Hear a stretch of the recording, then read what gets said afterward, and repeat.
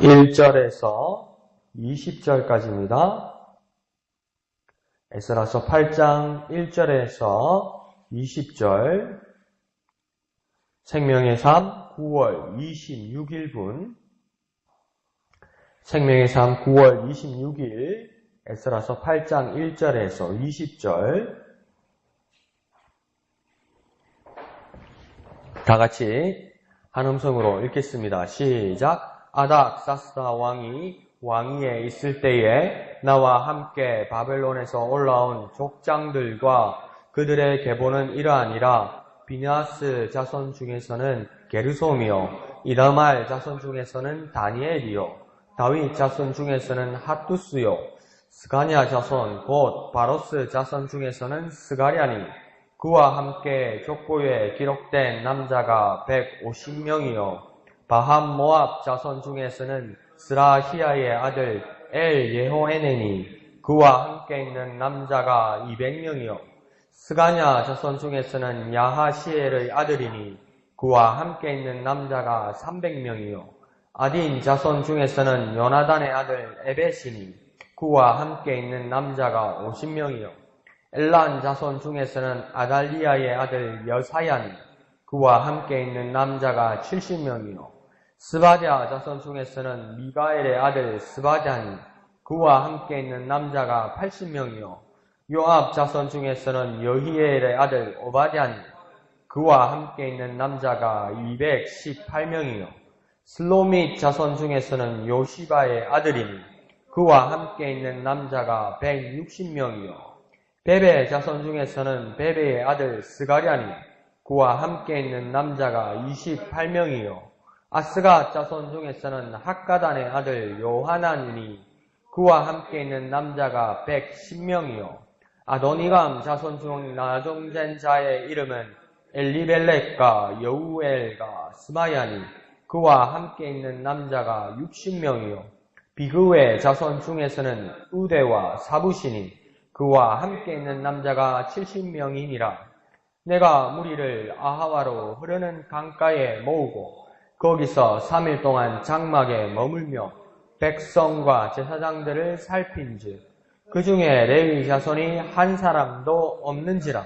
이에 모든 족장 곧 엘리에셀과 아리엘과 스마야와 엘라단과 야립과 엘라단과 나단과 스가랴와 무슬람을 부르고 또 명찰한 사람 요아립과 엘라단을 불러 가시비아 지방으로 보내어 그곳 족장 잇도에 나아가게 하고, 잇도와 그의 형제 곧 가시비아 지방에 사는 느드님 사람들에게 할 말을 일러주고, 우리 하나님의 성전을 위하여 섬길 자를 데리고 오라 하였더니, 우리 하나님의 선한 손에 도우심을 입고 그들이 이스라엘의 손자 레위의 아들 말리의 자손 중에서 한 명찰한 사람을 데려오고, 또 세레바와 그의 아들들과 형제 18명과 하사비아와 무라리 자손 중 여사야와 그의 형제와 그의 아들들 20명을 데려오고, 다윗과 방백들이 레위 사람들을 섬기러 하고 준 느디님 사람 중 성전 일꾼은 220명이었는데 그들은 모두 지명받은 이들이었더라. 아멘. 오늘은 이름에 그 명단들이 많이 나오는데요. 명단의 그 유용성은 우리가 볼 때는 이 발음하기도 힘들고, 그 발음해가지고 이스라엘 사람도 못 알아듣고 막 그렇습니다. 그때 우리 사랑의 동산에서도 그 목사님이 그 재밌는 이야기를 해줬는데, 그 미국에 가서 카메라 배터리가 없어서, 카메라 건전지 없잖아요. 건전지가 없어서 건전지를 사라고 하는데 건전지를 못 샀답니다. 한참 동안. 왜냐면 우리는 그 영어로 건전지가 뭐냐면 배터리잖아요. 배터리. Do you have 배터리? 하니까 못 알아들어요.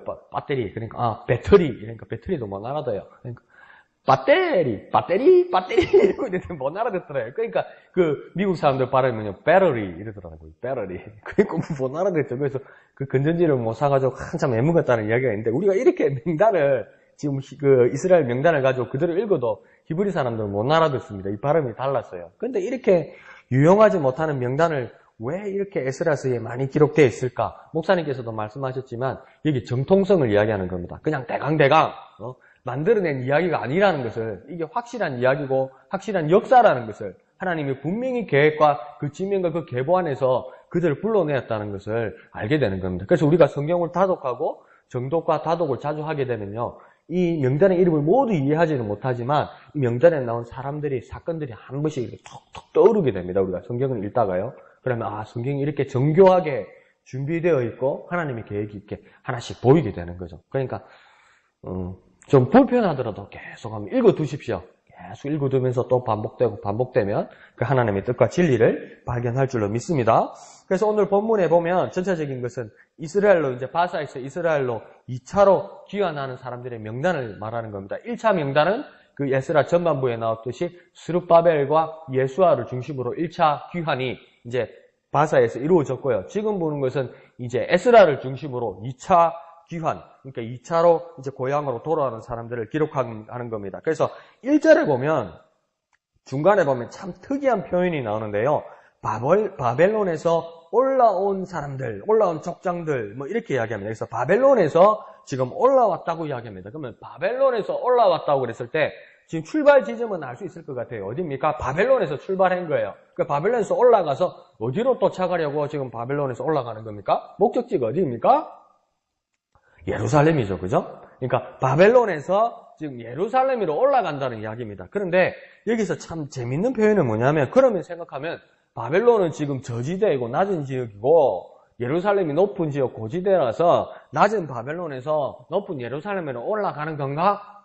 그렇게 이야기할 수도 있는데 성경이 정확하게 확인되지 않습니다. 지금 바벨론이 저지된지 예루살렘이 저지된지 바벨론과 예루살렘 중에서 어느 지역이 더 높은 지역인지 그래서 올라가는 건지 이 표현은 그 위치는 정확하게 표현되어 있지 않고 지금 지리학적으로 찾으면 어디가 높은지는 알 수 있겠지만은 그것이 성경은 중요한 것이 아닙니다.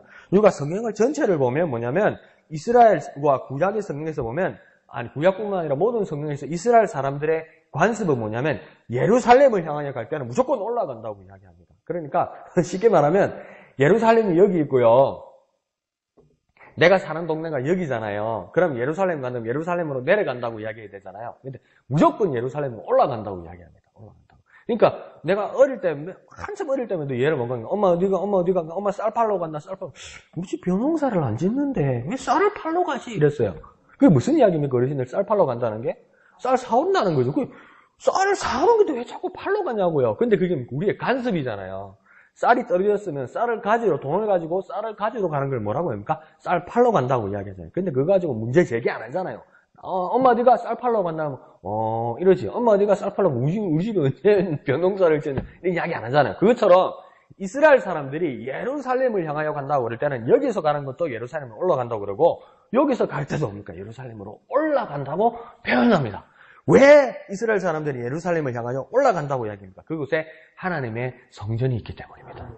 그곳에 하나님의 도시가 있기 때문입니다. 그리고 그곳에 하나님이 임재하는 곳이기 때문에 우리는 하나님을 향하여 하나님을 우러러 부르며 우리는 간다고 이야기합니다. 어디에 있든지. 그러니까 우리가 어디에 가냐? 하나님 앞에 예배하러 간다. 그게 참 중요하다는 거예요. 하나님 임재를 바라보면 하나님 임재를 소망하고 우러러 볼 수 있어야 된다는 겁니다. 이스라엘 사람처럼 어디에서 가든지 바벨론에서 예루살렘을 향하여 올라간다.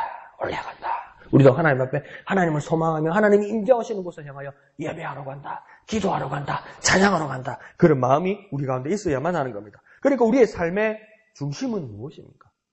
우리의 삶의 정말 모토와 우리 삶의 가장 중심은 누구입니까? 하나님을 중심으로 하나님을 소망하며 살아가고 있습니까? 항상 우리는 하나님 나라, 하늘나라를 올려다보며 하나님 나라가 뜻이 하늘에서 이루어진 것 같이 땅에서 이루어지는 그 소망을 보며 살아가고 있습니까? 그게 참 중요하다는 겁니다. 하나님 나라를 위해서 우리는 기도하잖아요. 하나님 나라가 뜻이 하늘에서 이루어진 것 같이 땅에서도 이루어지는 소망을 바라보며 살아가야 되는 겁니다. 그러니까 우리 삶의 중심이 되어야 되는 거예요. 우리 삶의 자리에 하나님의 임재가 일어나기를 항상 소망하며 또한 그것을 실천하고 적용하려고 살아가는 그것이 우리 일생의 것이 되어야 된다는 거예요. 어디에 있든지 예루살렘을 올라가는 것처럼 어디에 있든지 하나님 나라를 소망하며 살아가는 저와 여러분 되시기를 예수님 이름으로 축원드립니다. 자, 2절을 바라보면 오늘 그 예루살렘으로 이제 가기를 준비하는 사람들 중에 제사장 가문들과 왕가 사람들이 우선으로 포함되어 있음을 볼 수 있습니다. 그래서 뭐냐면 제가 말씀드린 건 제사장 가문의 사람들, 그리고 왕가 사람들, 이 사람들이 우선으로 더 많이 2차 귀환에는 간다는 겁니다. 여러 사람들이 있는데 그 중에서도 제사장 집안 사람들, 그리고 왕족이었던 사람들, 이 사람들이 이제 바벨론 바사에서 예루살렘으로 가려고 이제 준비가 되어 있다는 겁니다. 그래서 이것을 어떻게 알 수 있냐면 2절에 보면 비느하스의 자손 중에서 이렇게 이야기하잖아요. 그래서 이 비느하스의 자손이란 말은 뭐냐면 이 비느하스는 누구의 아들이냐면 목사님께서 전에 말씀하셨지만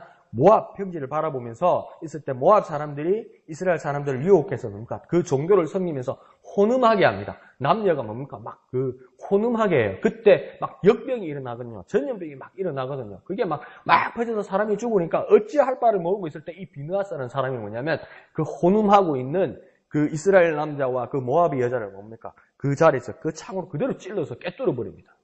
그때 하나님께서 뭐라고 그랬냐면 비느하스를 통해서 내가 나의 질투로 내가 질투했다. 그러니까 하나님의 분노로 질투했다는 겁니다. 그러니까 아무데나 썩내라 이 말이 뭡니까? 하나님의 마음을 알고 있었던 유일한 사람, 가슴 아파하는 마음을 유일히 알고 있었던 사람이 이 비느하스 한 사람이었다는 겁니다. 그래서 그 전염병이 멈추게 되거든요. 이 비느하스가 누구의 아들이냐면 초대 대사장 아론의 손자입니다. 비느하스가 아론의 손자입니다. 그러니까 어떻게 이제 계산이 되냐면 그 가문의 사람 중인데 비느하스는 어떤 사람이냐면 비느하스의 아버지가 엘르아살이죠. 엘르아살의 아버지가 아론이 되는 거예요. 그러니까 1대, 2대, 3대 제사장이 누구입니까? 이 비느하스입니다. 그러니까 아론의 아들 이다말, 이다말의 아들 비느하스가 되는 겁니다. 그래서 이 비느하스 집안에서 2절에 보면 이 비느하스 집안에서 한 사람이 귀환하게 되는데 비느하스의 후손 중에서 게르솜이라는 사람이 귀환하게 된다. 그러니까 제사장 가문의 리더였겠죠. 제사장 가문 중에 가장 큰 어른이었을 겁니다. 그런데 이 사람이 바벨론에서 지금 예루살렘으로 가겠다는 겁니다. 그리고 이 제사장 가문 중에 한 사람이 또 나옵니다. 뭐라고 합니까? 뒤에 이다말의 자손 중에 다니엘이 또 같이 동참했다고 합니다. 그래서 이 이다말은 누구냐면 이다말은 엘르아살의 형제. 목사님 오늘 왜 척번호 이름 많이 말합니까? 그러니까 뭐냐면 아론이 제일 처음 제사장이었잖아요. 그죠? 아론의 아들 중에 4명의 아들이 있었는데 첫 2명의 아들은 레위기 10장에서 잘못된 불을 들여서 죽어요. 그래서 이제 진짜 제사장이 되는 건 뭐냐면 아론의 진짜 제사장의 아들은 엘르아살과 이다말인 거죠. 그러니까 엘르아살의 아들이 비느하스, 게르솜 이렇게 나오는 거고 그 다음 엘르아살의 형제 중에 이다말의 집안에 또 제사장이 나오는데 그 사람이 다니엘이라는 겁니다. 그러니까 어떻게 됩니까? 엘르아살의 형제 이다말도 아론의 아들이고 그러니까 이 이다말도 어떻게 됩니까? 아론의 집안 사람이고 그 제사장 가문 중에 다니엘이라는 사람이 또 따라오게 된다는 겁니다. 그래서 여기서 여러분이 오해하지 말아야 될 것은 이 다니엘은 우리 성경에 나오는 그 다니엘과 같은 사람이 아닙니다. 이름만 같은 사람이에요. 그렇게 오해하시면 안 됩니다. 그래서 이 제사장 가문의 사람들이 지금 바벨론에서 예루살렘으로 이제 돌아갈 준비를 하고 있습니다. 그리고 2절 하반절에 보면 또 다른 가문의 사람들이 나타나는데 이 사람들은 대부분 누구냐면 다윗의 자손 중에서 이렇게 이야기하죠. 다윗의 자손이란 말은 무슨 말입니까? 유다 지파 중에 왕가, 유다 지파 중에 왕의 출신 사람들, 이 사람들이 지금 돌아오겠다는 겁니다. 그래서 이 유다 지파 중에서 처음으로 왕가 집안에서 돌아왔던 사람 중에 1차 기환 중에 지도자는 누구였냐면 총독 스룹바벨이었습니다. 그러니까 여기서 중요한 건 뭐냐면 나중에 바벨론에서도 뭡니까 여호야긴 이렇게 가면서 왕을 한 사람으로 포로로 남겨놓고 바벨론 왕이 선대합니다. 내가 포로로 식민지로 데리고 온 왕이지만 이 사람을 선대해줘서 왕과 같이 식사도 하게 해주고 이렇게 얘기해요. 그러면 그 나라가 이스라엘이라는 나라가 몰락했지만 이미 바벨론 제국 때부터 이 왕가 집안 사람들은 어떡합니까? 그 유지였고 대우를 받았던 사람이에요. 그러니까 안정을 취했던 사람이죠. 벌써 자리를 잡았던 사람이에요. 바벨론 땅에서 우리로 치면 일본으로 건너가서 이제 자리를 잡았던 사람이에요. 근데 한국은 이제 그냥 아무 개발도 안 된 이런 상황에서 넘어오겠냐는 겁니다. 우리 같으면 못 넘어오죠. 서울보다 더 비싼 땅이 동경 땅이라면서요. 도쿄 땅이라면서요. 그러니까 도쿄 땅에 가게를 하나 차려놨어요. 먹고 살만해요. 고생해서. 근데 이거 처분하고 한국으로 1950년대, 60년대 넘어오라면 넘어서 얼마나 되겠습니까? 힘들죠. 그런데 지금 어떡합니까? 이 제사장 가문들과 유다의 왕가 집안 사람들은 돌아오겠다는 겁니다. 그러니까 바벨론 바사 땅에서도 이제 자리를 잡고 유다 공동체의 신앙을 지도하던 제사장 가문, 민족의 정체성을 유지하던 유다 지파, 다윗 가문의 사람들이 이주를 결단하였다는 겁니다. 이거 결단하는 겁니다. 이거 목사님께서 어제 말씀하셨잖아요. 자원하는 겁니다. 스스로 내가 가겠습니다 이렇게 이야기하는 거예요. 마음이 스스로 내가 가겠습니다 이렇게 이야기해요. 누가 가라고 지금 뭡니까 입영 통지서처럼 군대 통지서처럼 징용장처럼 나온 게 아니에요. 내가 가겠다고 이야기하는 거예요. 그러니까 이거 뭔가 엄청난 자원이고 자기 결단이 일어났던 것입니다. 결단하고 자원하는 겁니다. 그러니까 우리도 어떻게 이것을 적용할 수 있습니까? 어제 목사님 말씀하신 것처럼 자원할 수 있어야 돼요. 하나님의 일에 대해서 내가 소망을 가질 수 있어요.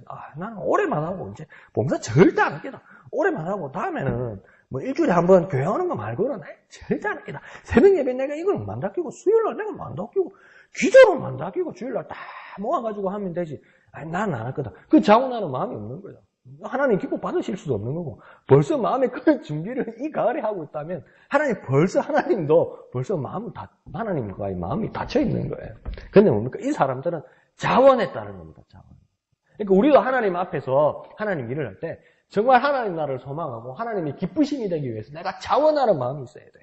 마지못하게 하고 끌려가고 이런 마음 갖지 말고 내가 스스로 내가 이 일을 하겠습니다. 내가 하나님 나라에 이렇게 헌신하겠습니다. 하는 어떤 결단이 있어야 되는 거예요. 그러니까 그 옥합을 깨뜨린 여인 보십시오. 그게 얼마나 귀한 향유인지 옥합으로 꽉 이렇게 닫혀야 되는 거예요. 우리 촌농으로 봉합되어 있는 정도가 아니라 옹골로 되어 있는 거예요. 이 도기가 옹골로 되어 있는 거예요. 옹골로 안에 향유가 안 흐르게 그냥 이렇게 아예 만들어져 있는 거예요. 완제품으로 뚜껑 따고 이런 게 아니고. 그러니까 예수님한테 드리려니까 이 옥합을 어떻게 해야 됩니까?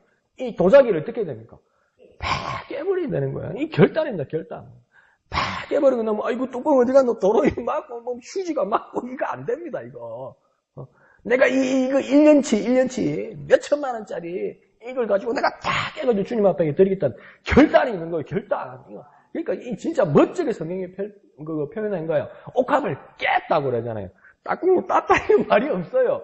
깨버렸다고 이야기하죠. 깨버렸다고. 그러니까 우리 결단은 뭡니까? 깨버리는 겁니다. 던져버리는 겁니다. 주님 앞에 내가 드리겠다. 주님 앞에 헌신하겠다. 이런 사람들이 솔선수범이 됐는데 우리나라하고 다르더라는 겁니다. 권력 있는 사람 돈 먹으려고, 권력 있는 사람 피하려고 그러고, 권력 있는 사람 도망가려고 그러고, 그때 북한에 미사일 쏜다고 막 옛날 정부 때 막 그러니까 그 우리나라 그 군사 회의하는데 청와대 지하 벙커 들어가면 그게 원자탄 핵이 터뜨려도 그 피폭을 안 당한대요. 그게 들어가지고 회의하는 사람들이 국방부 장관 한 사람 빼고 군대 갔다 온 사람이 한 사람도 없더래요. 30몇 명이 벙커로 들어갔는데 국방부 장관 빼고 군대 구경을 해본 사람이 없더래요. 도망가는 거예요. 피하는 거예요. 권력을 가지고 돈을 가지고 인정을 받을수록 피하고 사람을 버리는 거예요. 나라를 버리고 민족을 버리는 거예요. 그런데 지금 이스라엘 백성들은 어떡합니까? 더 권력을 가지고 더 대우를 받을 때입니까? 내가 먼저 가겠다고 결단하는 거예요. 내가 먼저 깨버리는 거예요. 우리가 정말 목양교회에서 소위하는 말로 유지가 되어 있습니까? 많은 인지도가 있습니까? 그러면 깨버려야 되는 거예요. 결단해야 되는 거예요. 내가 자원해야 되는 거예요. 이 모습이 성경에 나와 있습니다. 나는 이제 어떻게 살아야 할 것인가? 목양교회에서 하나님 나라를 위해 어떻게 살 것인가? 결단하십시오. 난 자원할 것인가? 쉴 것인가? 그것이 제사장과 다윗 가문의 사람들의 다른 모습입니다. 자, 15절로는 에스라가 인원 점검과 가문과 지파 사람들을 이제 인원 점검을 합니다. 그래서 점검을 하면서 15절에 보면 뭐라고 하냐면 내가라는 표현을 씁니다. 이 내가라는 말은 누구냐면 곧 에스라를 이야기합니다. 그래서 에스라가 유다 땅으로 들어가기 전에 결혼이 된 사람들, 모질한 사람들을 이제 발견하게 됩니다. 그래서 그 모자란 사람들이 어느 지파 사람들이라고 지금 15절에 나와 있습니까? 레위 지파 사람들이 한 사람도 없었다.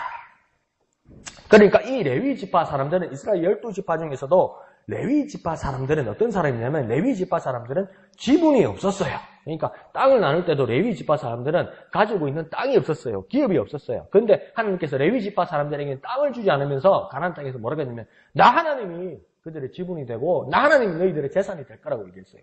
왜 그렇게 이야기했냐면 레위 지파 사람 중에서 제사장 가문이 나왔고 그래서 레위 지파 나머지 사람들도 뭐냐면 성전을 섬기는 일에 하나님 앞에 제사 드리고 예배하는 일에 그 일을 전임하고 전담하는 사람들이 있다는 거죠. 그렇게 하나님께서 귀하게 여기있던 사람입니다. 그래서 이스라엘로 돌아가도 절대적으로 필요한 지파 중에 한 지파가 누굽니까? 레위 지파 사람들이에요. 이 사람들이 없으면 예배가 안 되는 거죠. 그런데 인원 점검을 하니까 레위 지파 사람이 하나도 없었다고 이야기합니다. 왜 그렇습니까? 성전 제사장들이 하는 일 중에서 가장 힘들고 허드렛 일을 하는 그 사람들이 레위 사람들이었습니다. 레위 지파 사람들 중에서 아론의 자손들이 제사장으로 빠져나오다 보니까 나머지 레위 사람들은 뭐냐면 제사를 주관하는 사람이 아니고 예배를 주관하는 사람이 아니고 제사장이 하는 일을 돕는 일이에요.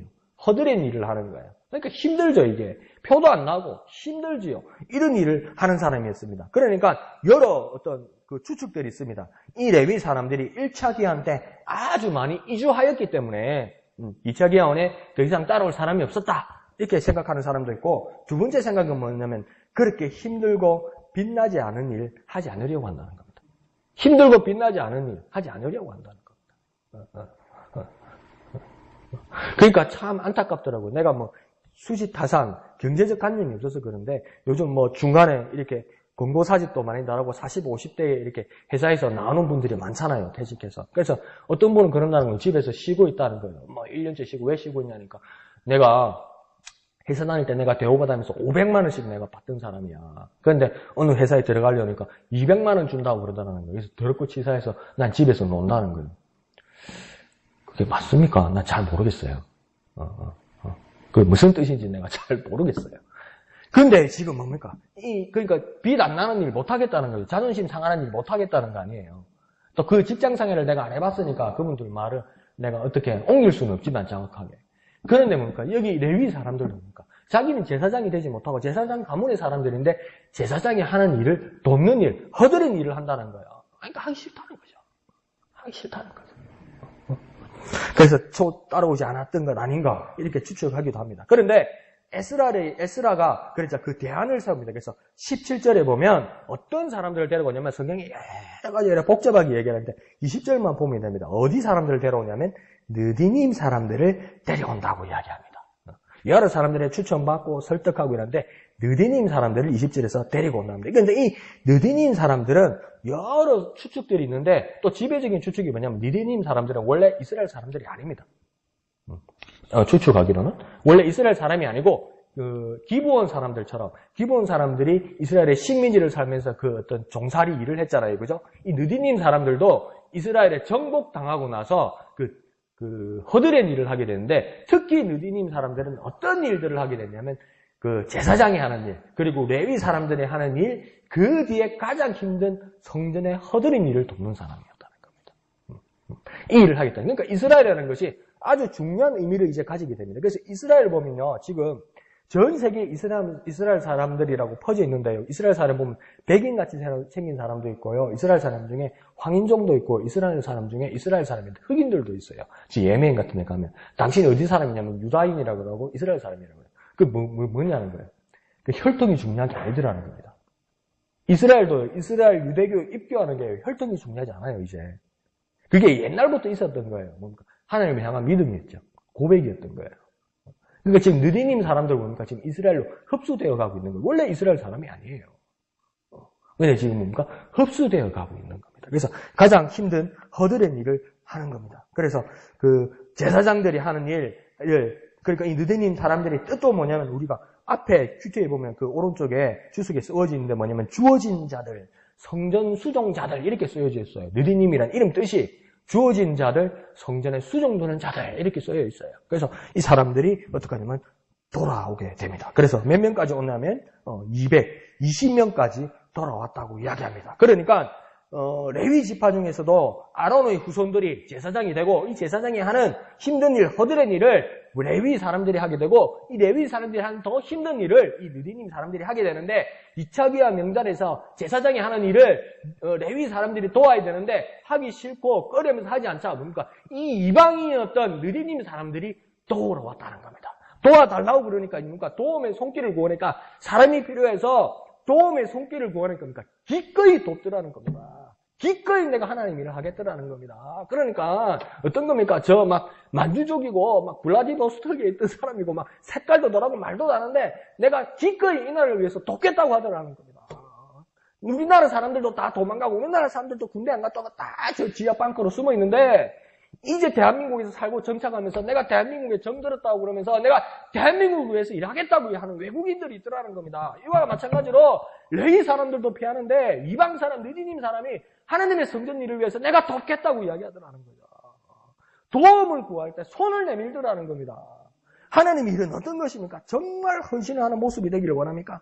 그러면 정말 도움을 구할 때 목사님이 힘들어하시고 목사님이 일이 필요하고 일손이 필요할 때 누가 하겠지 일 생각하지 말고 하나님 일과 교회를 위해서 일이 필요할 때 내가 손을 내밀어 일을 해야 된다는 겁니다. 내가 손을 내밀어 일을 해야 되는 겁니다. 누가 하겠지 그 느리님 사람보다도 못하다는 거죠. 외국인들보다도 못하다는 거죠. 그러면 우리는 손을 내밀 때 손을 내밀어서 그 도움을 주는 저와 여러분 되시기를 축원드립니다. 헌신은 어떤 모습입니까? 진정으로 몸과 마음을 다해 주님께 드릴 각오가 되어 있는 것입니다. 그런데 주님께서 여러분에게 부탁하는 일이 멋진 일, 모양나는 일, 빛나는 일, 정 가운데의 일이 아니라 주님이 정말 일을 부탁하는데 주님도 입이 우물쭈물하세요. 주님이 우리 앞에 오셔서 입이 우물쭈물하세요. 할 수 있겠나? 주님 뭔데요? 말씀해 보세요. 할 수 있겠나? 주님 뭔데요? 왜 그렇게 주저하세요? 그게 좀 일이 그런데 왜 그러세요? 허드렛 일인데 그래서 할 수 있겠나? 이럴 때 뭡니까? 느리는 사람처럼 제가 하겠습니다, 주님. 제가 안 하면 누가 하겠습니까, 주님?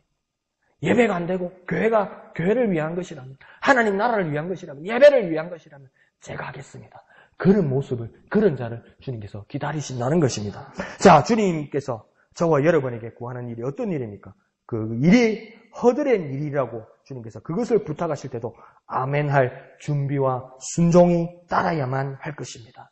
오늘 기도하시면서 귀를 기울이십시오. 주님이 나에게 어떤 허드렛 일을 부탁하시는가?